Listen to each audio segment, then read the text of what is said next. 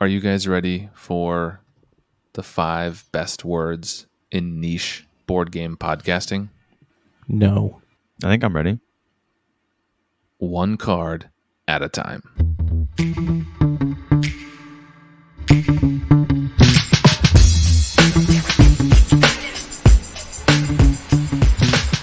Welcome back to episode 13 of Winning Hand, the podcast about Marvel Champions, one card at a time. As always, I am your host, Boomguy, and I am here today with Keiko and LazyTitan. Welcome How's back, it going? boys. Every card, this is a brand new card that we talk about. To me. To you, they're all new. In our hearts. Yeah. But to everybody else who plays the game, they're not all that new. Thanks, Keiko. Usually what we do every episode is we talk about what we've been playing recently. And while that is really great, we have recently been getting a ton of messages. Thank you to everybody who's been emailing and sending messages. I think I've responded to all of you.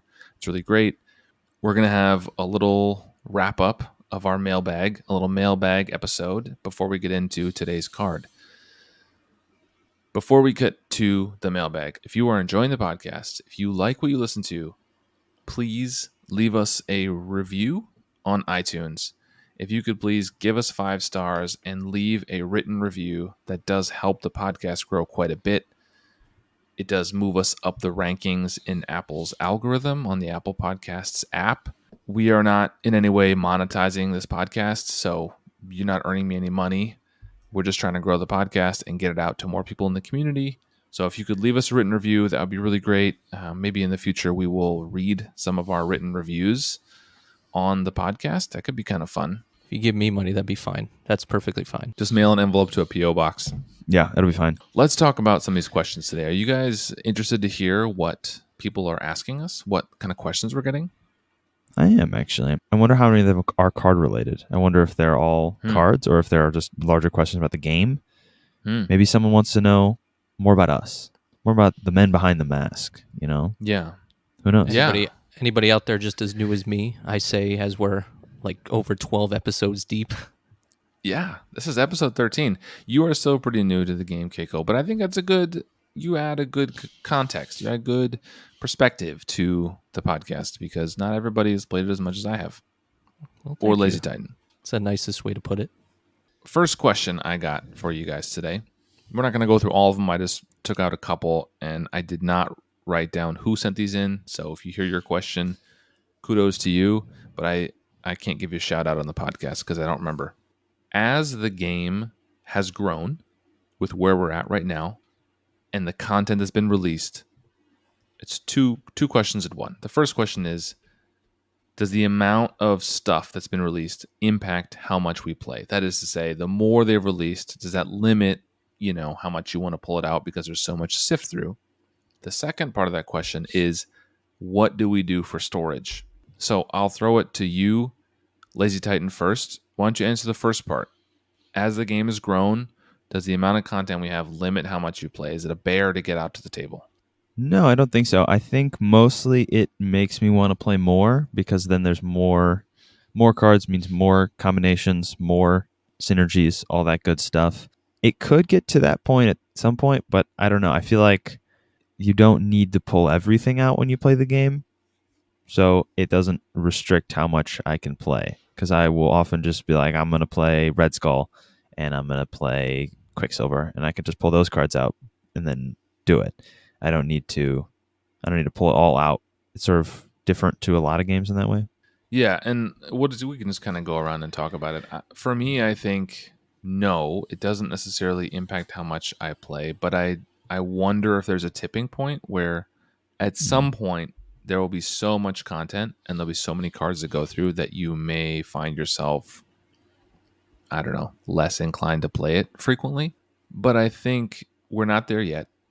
The second part of this question is really crucial in answering the first one. For me, I have a very meticulous organization. I have multiple boxes. I have one box that holds all the hero sets with dividers.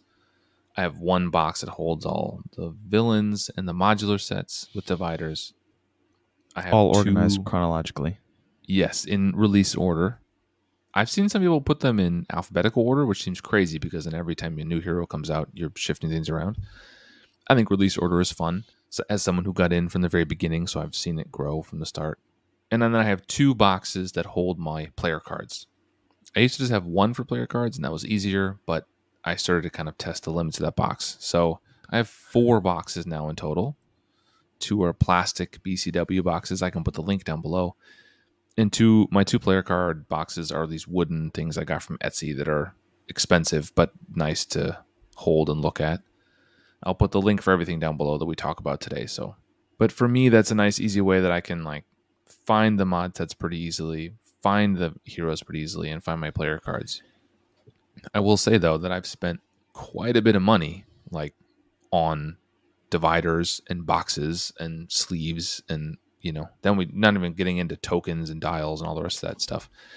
Yeah, and Keiko? that's the thing is you can't just buy the card. You got to buy all that stuff with it, and eventually you're going to run out of all that finite space. So even if you have something that's really nice where you're putting all your cards, you know that in months' time you're gonna have to replace it or add on to it, or and I think that's really the only drawback. But as far as like playing the game, no, I don't think so. I think if you're already in it, you already have your favorite characters, you already have your favorite pair ups. So more is just better, more things to experiment with. Like Mm-hmm. Titan was saying, more dynamic, more combinations. But I also think for those new to the game, that's just more characters that might be somebody's favorite. That would be a good Yeah. introduction, which was what got me into it. Yeah. I got in at the time all the spiders were already out.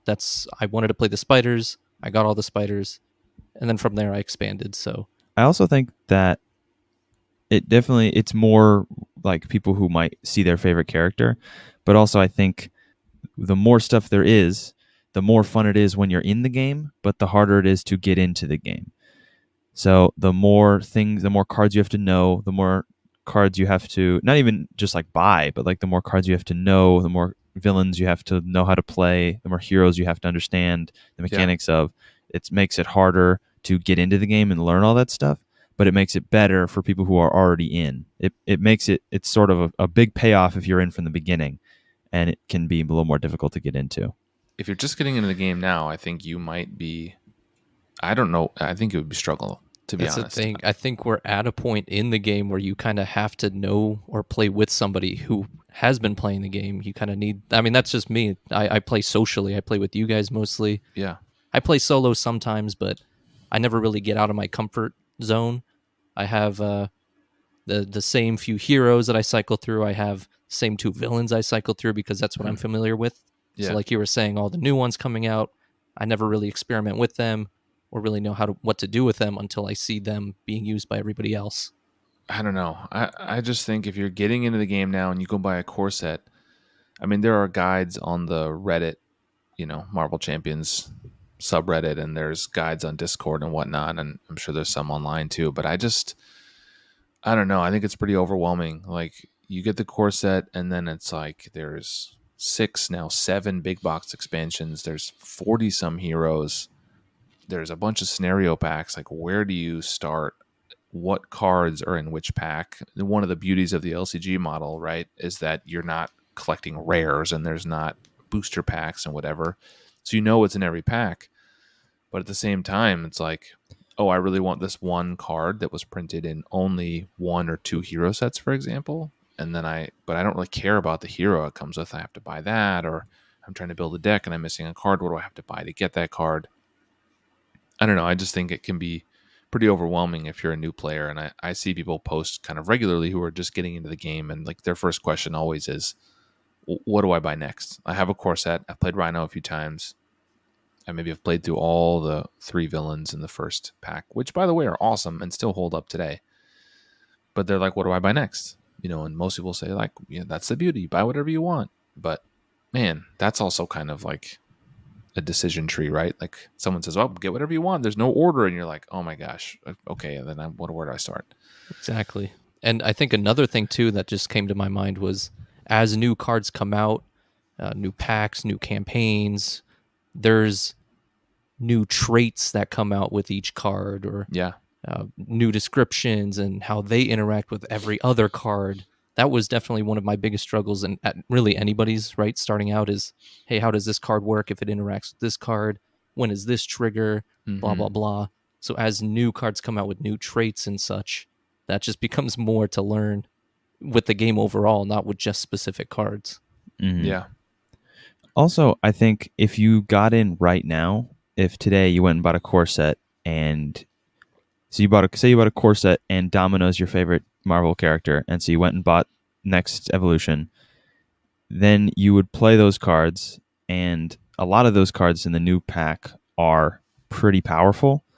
So then you would look back at some of those old cards and sort of be like a little bit disappointed, maybe. So you would like play Domino, and then you'd look back and see Uppercut and beat Yeah. him up, and you'd be like, "What are we doing?" Like, Yeah. like the power creep. If you're in from the beginning, you can see the power creep and still appreciate older cards, but it's hard to go back to those old cards if you don't have sort of like the nostalgic connection to those, because Well, you don't care, and then you're like, "Well, why would I ever play that?" I think it's hard to go back to those cards now, too. The beauty of having been in from the beginning is that I did play those cards at one point. Like they were a Mhm. step in my evolution in the game.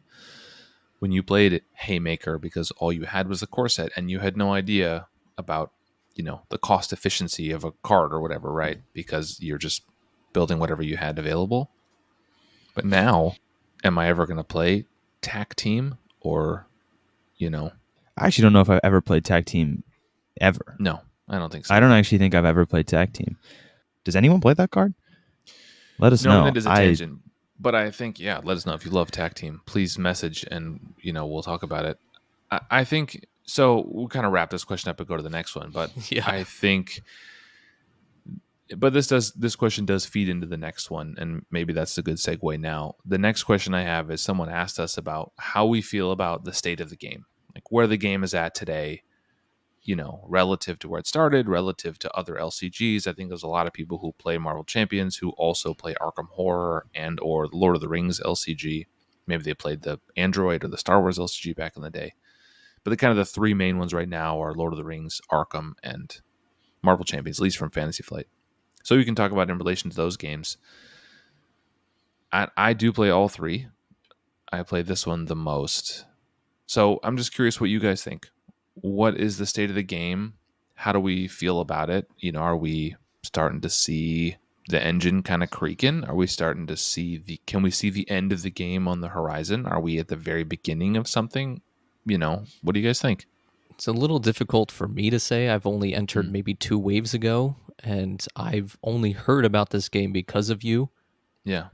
But I also don't want to say it's oversaturated at all. Obviously, with the library of Marvel characters, it's an expectation that there's going to be so many characters. But I think one thing that might hurt it, which isn't at the fault of the creators at all, is some people are antsy to want to see their favorite characters or their favorite groups, but they can only produce so much in so much time. Mm-hmm. Like, there's no Fantastic Four yet. When is that going to come out? They can only produce however much in whatever time that they have. But some people want it. Maybe some And people fall off because of it. some groups have to take priority, right? Yep. Like the X-Men came in like late in the game. X-Men are hugely popular, and they didn't come in for like five scenarios, 5 boxes, and maybe someone's out there looking for the Defenders. I know I am. I mean, I think everyone online, the biggest name I see all the time is Daredevil. Everybody Yeah, wants I Daredevil. mean, and then is he going to be next? Maybe I know they plan these out. I know for card games you have to plan out a long time in advance. So Yeah. the one, like the cycle after the X-Men may already be like they may already be printing those cards or like designing those cards. Those might be set in stone. No, they're past that. I mean, I've heard interviews with them, and they're working like 2 years in advance. Yeah, those they're have already like been 3 decided. or 4 cycles ahead. This So stuff has already been printed. We may not see Daredevil for 2 years. And that's the other thing with the expectations too, is you might be anticipating Daredevil or the Fantastic Four, but as soon as the first announcement for X-Men comes out, you kind of realize, oh, there's going to just be nothing but X-Men or X-Men adjacent for the next however many months. Yeah, and I'm not a big X-Men fan. I mean, I know neither. there are a lot of people who are. And, And that might be enough for some people to fall off because they're like, oh, well, I know I'm not going to expect, Yeah. for me personally, the excitement from getting this character, so I'm done with the game right here. I'm not worried about them running out of heroes. Obviously, they'll never run out of heroes. Yeah, they can keep going. I think it's more likely they will run out of people buying the game before they run out of heroes. Yes. But I think at some point, I worry that either the heroes will start to feel samey, like I don't know how many novel mechanics we can come up with in 15 cards, and maybe I'm wrong. I'm happy to be proven wrong. I think if think more people heard about it, obviously there'd be a surge. I think that's the thing. No, not a lot of people hear about it, even a glimpse of it. I've heard nothing until I've seen you guys. You always hear it from somebody else. Never seen an ad for it, commercial. Yeah. It just, some people don't know it exists. It's hard for me to find Marvel Champions things in card games or in card shops, excuse me. Yeah, I mean, I think you have to already be kind of into card gaming, into LCGs, and in that universe to have heard about it. It's not like, I don't know. I don't even know if it's card advertisements gaming for it. I think you have to be in like I think you just have to be in like the board game space, and like you have to go quite a few layers past Monopoly to like get to Marvel Champions. So you have to obviously be someone who plays like actual board games, and then you have to be someone who plays card games alongside that, not just board games. You're interested in card games, and then maybe you'll stumble upon Marvel Champions, and then you figure it out. I know that's kind of the route that I took. Obviously, the IP helps, right? Like it's Marvel. Yes, everyone knows Marvel. that so helps you see a the lot. Box and you think, oh, if it was something else, I mean, I don't even. That's know that's a big advantage it has over Arkham Horror. Lord of the Rings has the same kind of benefit of like, hey, look, that's Lord of the Rings. But even in Lord of the Rings game, a lot of those characters are not half as recognizable as all of these Marvel characters. I've heard of pretty much every single Marvel hero that we've had so far. Some of those Lord of the Rings characters, man, no idea. I think some of the. Well, I'm curious to see what you guys think about where the game is going. I mean, I think I read a post on Reddit not too long ago, someone comparing this to Lord of the Rings. And at this number of cycles in the game, 6 or 7 or whatever, the game was effectively half over. And with hindsight, now that LOTR is pretty much over, they haven't announced the end of it, but it's been on hiatus for a while. So if you look back over the course of cycles, the game is about half over. And when I think about it, I can kind of see that would be maybe where Marvel is at this point, because we have 40 some heroes. I mean, by the time you get to 80 heroes, I mean, how many more are you going to want? You know what I mean? Like if we get to 80, you're going to start to get to some real B and C tier heroes that sure, some people are going to love. And I had honestly never heard of Domino before she was released. So, I'm not like a huge comic fan, but I think that just gets harder to sell to people who just stop into a comic shop and are like, oh, this looks like a cool game. Like there's Captain America. I know him. And like, oh, there's Iron Man on the box or Spider-Man or whatever.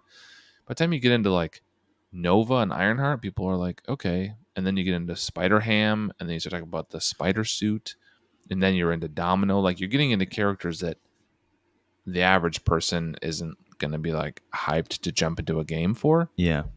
And there's even more characters that they can keep going. Like, if we get like I don't know, I'm just thinking of allies that are obscure. Clea, Starhawk. Yeah. I mean, you could do Dust. all kind of no one knows random. these people.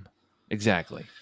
So, are they going to make a Dust hero pack? I mean, like, I don't know. I mean, I'm maybe all the way in. I'd buy it at this point. I mean, I don't care, but you have to be all the way in.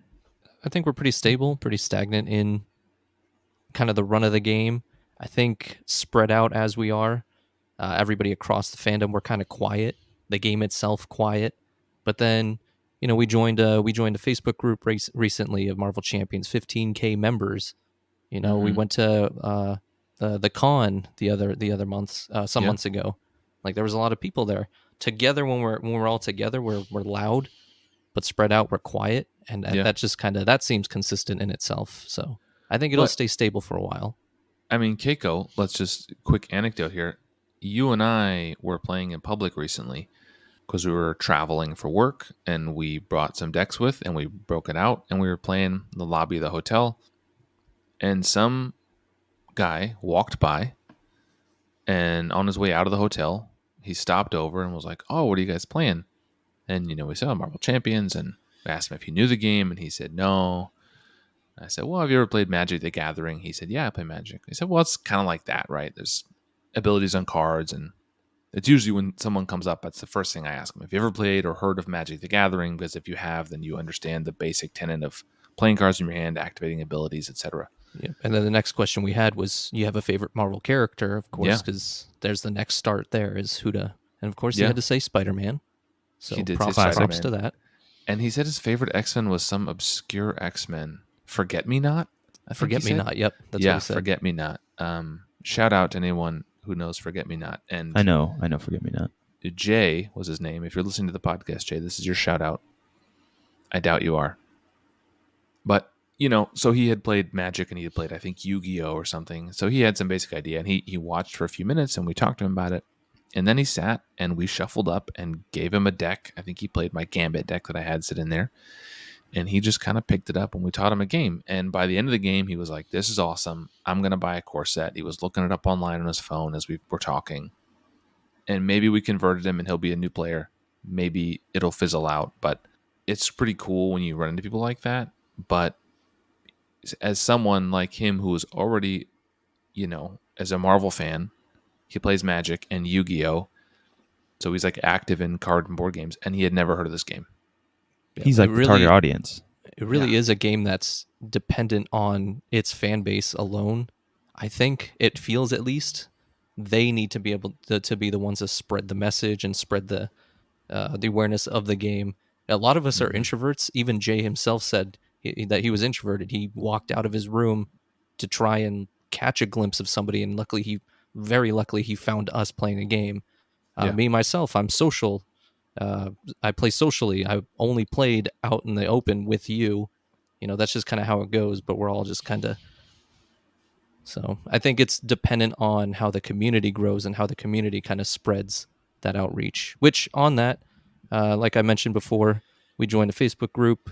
We put our link out there. So if you're coming in first time, welcome in. Yeah, exactly. Good point, Keiko. If this is your first time and you saw us advertised in the big Facebook group, welcome. I hope you're enjoying it so far. Okay, the last question I want to talk about today, before we get into the card of the day, our last mailbag question is, someone asked us to rank the campaign boxes. So they wanted us to rank from least to most favorite, or most to least, however you want to do it. What are your favorite boxes? And I am going to go first because I'm selfish and the host of this podcast. So there are 6 boxes so far. I'm not going to include Next Evolution. I did get mine a couple weeks early, so I've been playing it, but I won't include it because it's not officially out yet. I'm going to start from least to most. My least favorite box is the Guardians Mutant box. Genesis. Oh, what? No. The Guardians box, which was called... Galaxy's Most Wanted. Galaxy's Most Wanted, thank you. I think that one has some issues. It suffers. Some of the scenarios are borderline unplayable for me. They're just not fun.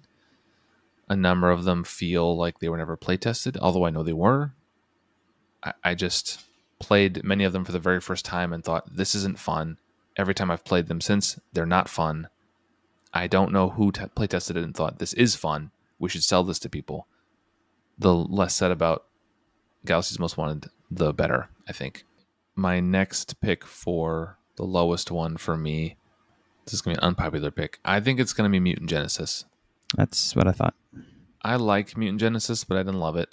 From there, I think I'm going to go with Mad Titan's Shadow. I think Mad Titan's Shadow is solid, but I think the last 2 scenarios, I wish they were just their own thing. I wish there was just like a Asgard campaign of some kind, whether a mini campaign like Mojo or whatever. So there's that one. Then from there, I think Sinister Motives is next for me. My favorite one is Rise of the Red Skull. Yep. Rise of the Red Skull. Is that what you thought it was going to be, Titan? That's exactly what I thought your ranking was going to be. Rise of the Red Skull is my favorite one. I still play Crossbones is probably my most played hero. I love Crossbones. I really, really like Red Skull. I know he doesn't seem to be super popular, but I think Red Skull is super fun. The way he swarms the side schemes is interesting. I like it. I like Zola. I like Absorbing Man is the weak one there, but the rest of them are great, and I have been replayed a ton. So that's kind of my rankings. I mean, Guardians is the worst one. That's, Yeah. I mean, I guess we could debate that, but you'd be wrong. I think the next one after that, I might put Sinister Motives next after that one. I quit. Sinister Motives has where the heroes are separate. Sinister Motives is good, but I just don't like Sandman straight up. Yeah, He's I played annoying. him too much, I think. There's just too many scenarios that are weak. Sandman, I don't really like. The Sinister Six, I think, are cool, but they're far too easy or way too grindy, and usually both. So it's just a long game that isn't hard, which isn't fun for anyone. But I know And Mysterio is one of your favorite Mysterio scenarios is one in of the my entire favorite game. scenarios, but he isn't without flaws because he can really only be played with his 2 scenario packs. Otherwise, you lose the majesty of what is Mysterio. Yeah, I love his pack, and it's super yeah. fun, and it's really goofy, but there's no like modularity with it. Venom is one of my favorites, actually. I like Venom quite a lot. He's the strongest one there, and Venom Goblin is fun as a challenge, but also really complicated. There's 3 main schemes that he's like bouncing between, and he's adding threat to all of them. There's a lot of threat removal. It's really hard, and you also have to like balance what threat you're going to remove from which scheme so that he doesn't move his glider and do bad ability. It's a tricky scheme. I think next I put Red Skull. Okay. I think Red Skull goes 3. Maybe it's just because I've played it so many times. Absorbing Man I've played like once and never play him. Yeah, I don't love Red Skull. He's cool. Zola is fun, but honestly, every time I think of playing Zola, his Retaliate kind of turns me off of it. It's honestly so annoying. It's a cool scenario, but it's really annoying. And Crossbones is good. Next, I think I would put Mad Titan's Shadow. I like that one a lot. The first 2 scenarios are okay, but the last 3 are good. Thanos himself is one of my favorites. He's really fun. He's like Ronin light.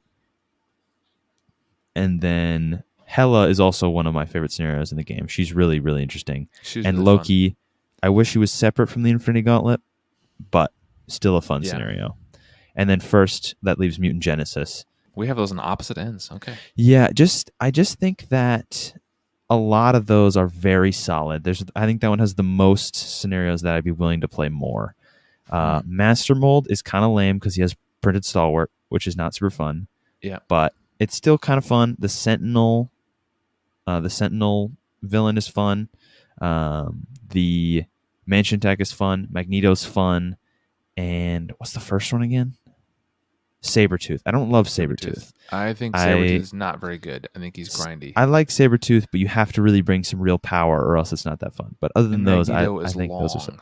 Magneto's long, but I think it's fun. It's interesting. It's sort of like Hela where you have to really good. jump through hoops. But yeah, I think that's a good one. All right, Keiko, what's yours? So I'll have to do a top 3 because I haven't played Mutant Genesis or Guardians.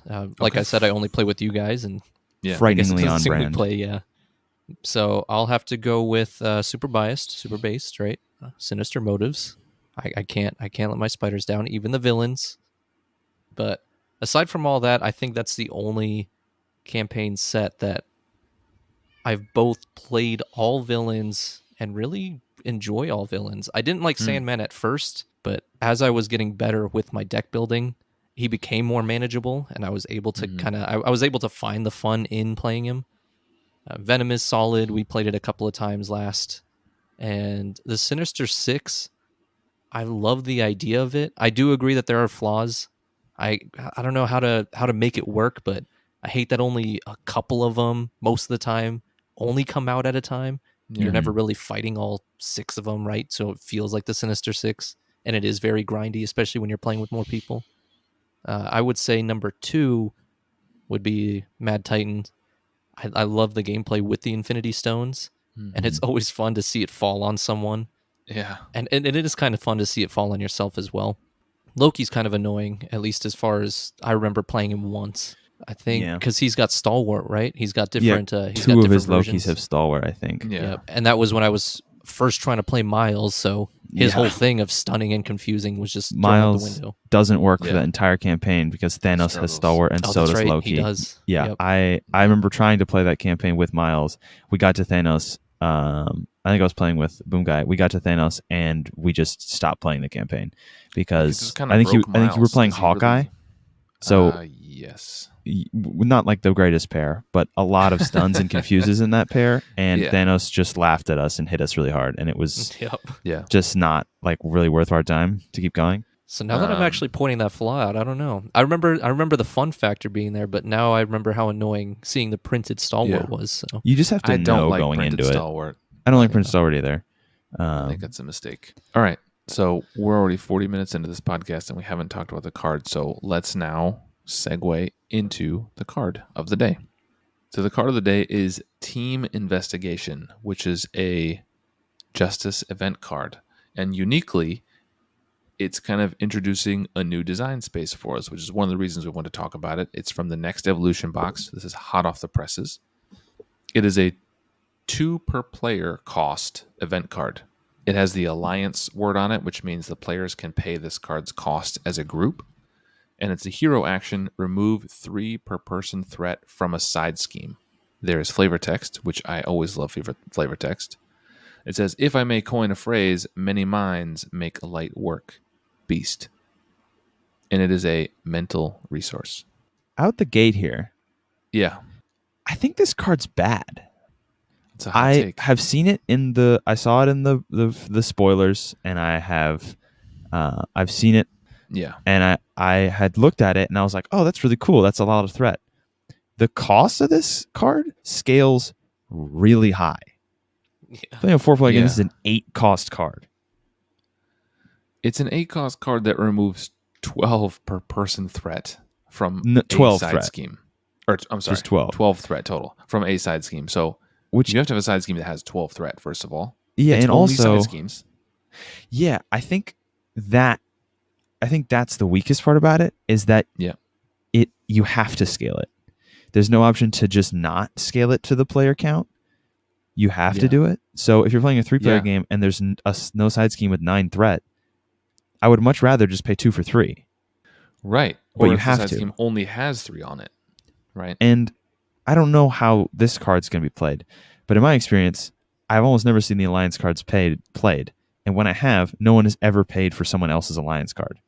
That's a good point. I've played a lot of multiplayer. I've never seen someone else help chip in for an Alliance card. They don't not get very played good, a lot. They're to not very be fair. good. That's No. part of it.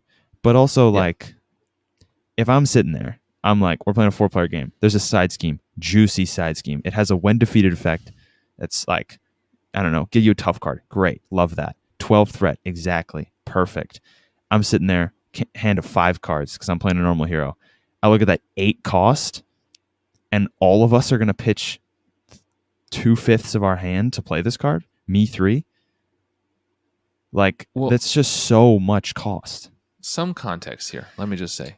This card is being introduced at a time when we are introducing a new mechanic in the game, which is player side schemes. So a lot That's of stuff true. is focusing on side schemes.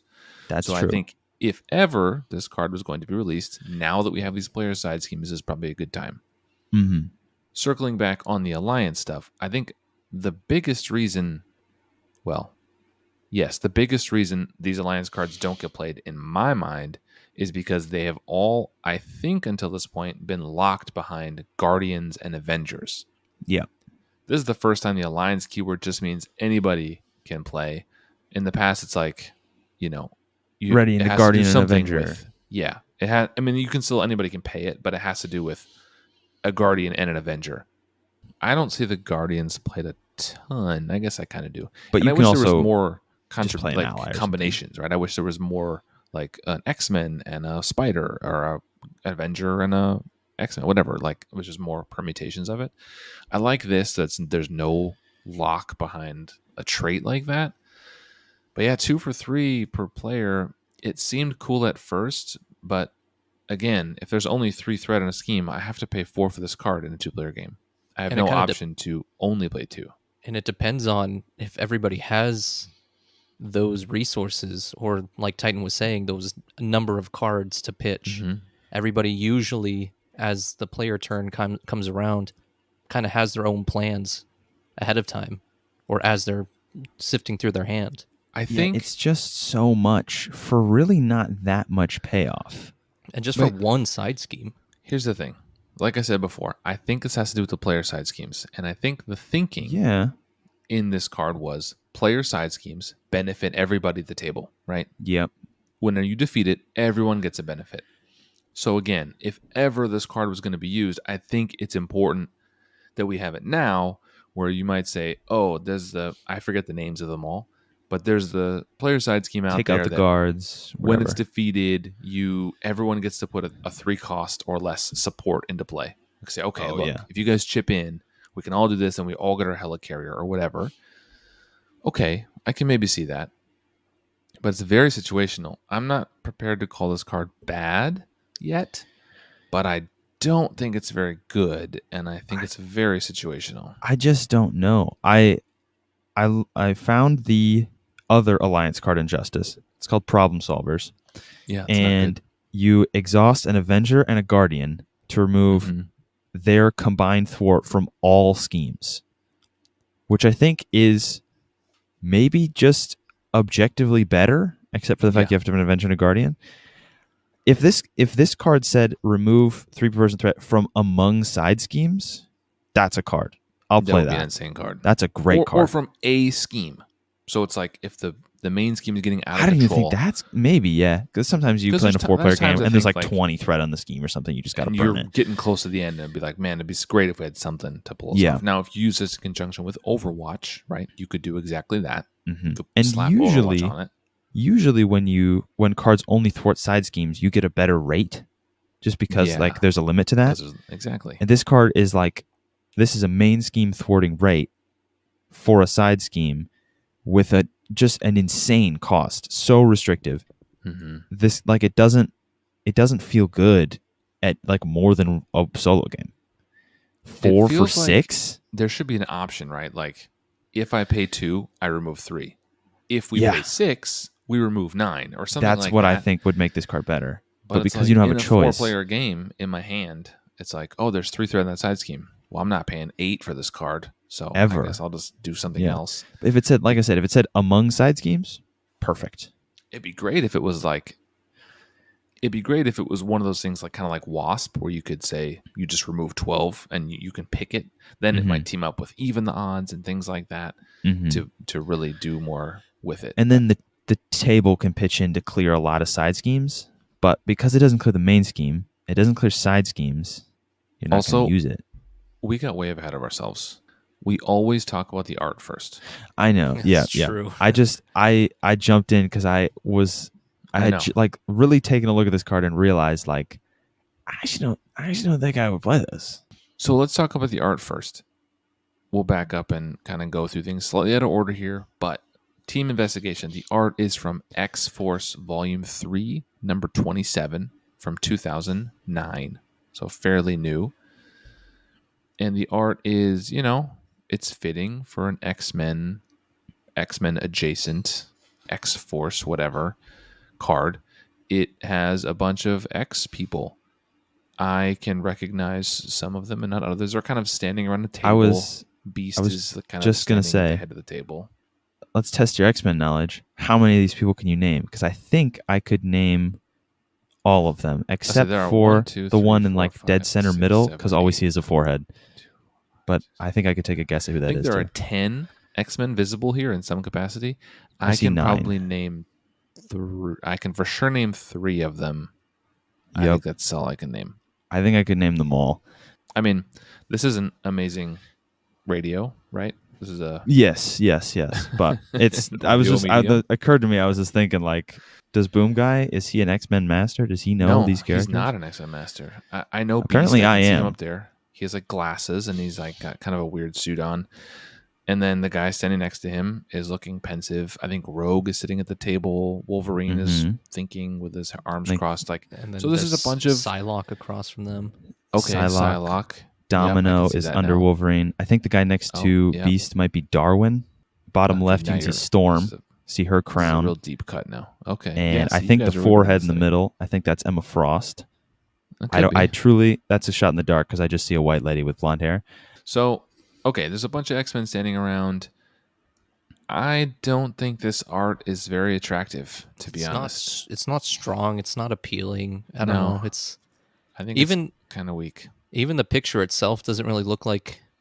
Obviously, I don't know the context of the comic or the issue, but just looking at it as this card on its own, it doesn't really come off as them investigating. It looks like they're kind of lamenting an impending doom.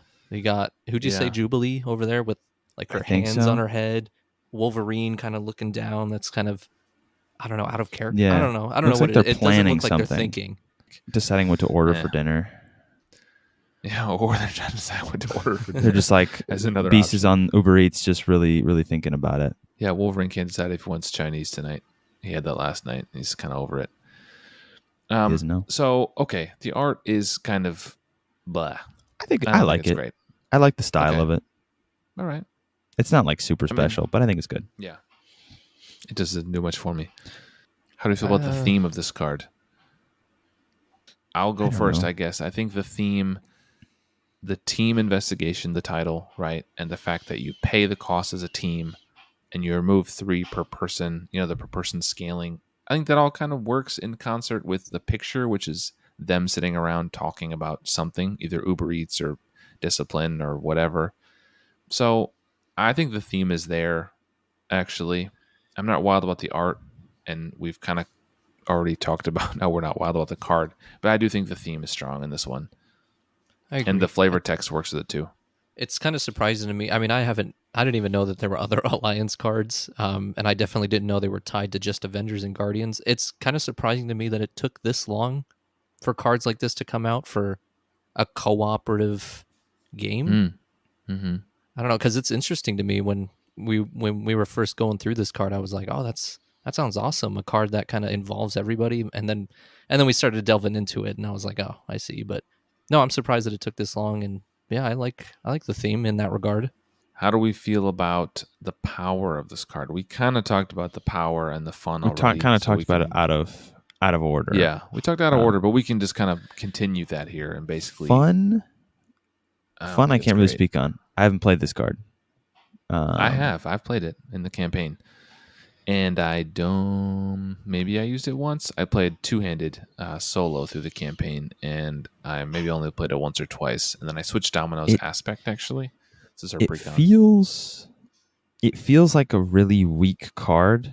The side scheme thing, I think, really does take away from this card, because now that we have player side schemes, it's a little bit better, but if you're not playing a player side scheme, or you don't have one out there, or you maybe can't afford to play one this turn because you have to play this card and you don't want to offload all that onto somebody else. If you're not clearing a player side scheme, this is a card that doesn't do anything. It just clears the main scheme, or it clears the side scheme, which doesn't necessarily advance the board. It doesn't do damage to the villain, so it doesn't end the game. It doesn't clear the main scheme, so it doesn't prevent the end of the game. It just maybe clears a side scheme, and not for a very good rate. And most of those you kind of have to use it for a player side scheme. Most of them don't have much on there. I mean, I think it's intended again to be used as a player side scheme because you're all but paying the player side schemes, schemes, the benefit. A lot of them have more than that on there, and then you're paying some of them are 5 per person, and then you play it like a lot of them are 4 or 5 per person. You play it at 16, 20 threat in a 4-player game. You pay 8 for this, clear 12. You're not even done. You don't even get the payoff. No, you have to put 5 more resources into clearing this card, and then once you've paid 16 effective resources, you can maybe all deal 5 damage to the villain. It just feels like not enough. I think it was like you're saying, Boomer. It's very situational. Like you need player schemes to play this card. Can everybody afford to spend those resources? Yeah, and it's just all off of one scheme, one side scheme at that. Like if they can't afford it, is it worth it? like, is it worth? Let's assume you're playing in a game where everyone pays 2 cost. You pay 2 from your hand, and everyone pays 2. Is that, or could those 2 resources have done more than 3 threat? Probably, unless they're playing like Drax and Hulk. I Like, I just love feel the like, idea of alliance cards. I love the yeah, idea. it's a cool idea. Yeah, like it's cool. It's a cooperative game. Like Keiko said, this is a really cool thing. Like you're going to pay costs together. That's such a cool idea. But for me, this one is kind of a miss. I don't think it's super fun. That's the other thing too, is this is a justice card, so somebody who already has a justice deck built already probably has other cards that have better synergy and take And more that can threat remove away. And a better rate. at a better efficiency rate. Yeah. Okay, so final ratings on this card. LazyTitan, why don't you go first? I guess I'll caveat my ranking by saying I have not played this card. I have not played a player side scheme. To remind everyone, we are recording this before the pack actually releases. So Yes. Next Evolution Boomguy- releases tomorrow in real time. You'll be Boomguy got his hearing box this- early.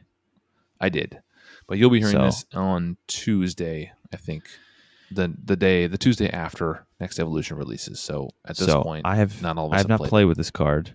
I have not played a side scheme. Mhm. From, like we've talked about, from what I can see, it feels like it's not enough for too much cost, but I could be wrong. I would be shocked if this card turned out to be like really powerful. I think I will. It seems Alliance could be fun. It could be fun to like get everyone together and be like, oh, how many resources do we have? Yeah. That could be fun. The theme of the card I think is pretty solid. I will give it, with a true neutral of 5, I will give this card a 3.5. Okay, that seems kind of low. I'm going to come in on it and give it a 5 right in the middle. I think it's a new card. Maybe we'll build this out and it'll be something better. At this moment in time, it's very situational. I'm not sure how often I'd play it. 5 out of 10. True neutral, right in the middle. I'd give it a 2. I don't know. Looking at this Wow. card just on its own, the points that it has is just, I love the idea of alliance, more ways to cooperatively play with each other. But yeah, That's it's a very fun mechanic. situational. It's just, I don't know. I think I hope they do need more to of this. do. I really like the I hope they do more of alliance this. idea. Yes. But I don't think they've gotten it yet. The last ones had another condition in that you had to exhaust an Avenger and a Guardian, but they had a static cost. And this one, the cost scales too much. And I feel like a scaling cost is hard to do because I think so too. 1 per player. I feel like 1 per player, it's like cheap. So then if it's a 4-player game, it costs it's 4, too which is easy. pretty reasonable to play. Because then the effect can't be that powerful. Because Yeah, then it's like Then- but- 2 per player maybe or Mhm. something. And then if the effect isn't that powerful, it doesn't feel as cool to like work together. So then 2 per player feels like that's a pretty good scale, but then that's just so much, 8. And 3 per player, you're at 12 in a 4-player game. Like you've lost it. So it can't really go more than 2 per player, and the effect has to be good but not broken. So it's a tricky place to balance. I think. I think it's a cool I would design. like to see more of this, and so I hope we do get more of this in the future, the per player stuff. Well, that is going to wrap up our discussion on Team Investigation, a brand new card from the Next Evolution set. Again, like I said at the top, it really helps the show if everybody leaves a rating. Please leave a 5-star rating, and please leave a written review. That really helps the show grow. So if you like the show, if you like what we're doing here, it would be really nice to see that reflected in those ratings so that we can kind of climb the podcast rankings on Apple. But whatever 5-star platform rating, you're if you listening can. on, 5-star rating. If you want to, like it on YouTube, if you want to like it or rate us on Spotify too, a lot of people listen on Spotify, please, that's great. And again, you can reach out to us, winninghandpodcast@gmail.com, or all the other places that I'll put in the show notes below. And that is the end of episode 13. Thanks everyone for joining us, and I will talk to you, LazyTitan, and you, Keiko, at the next episode. Bye, everybody. Did he freeze?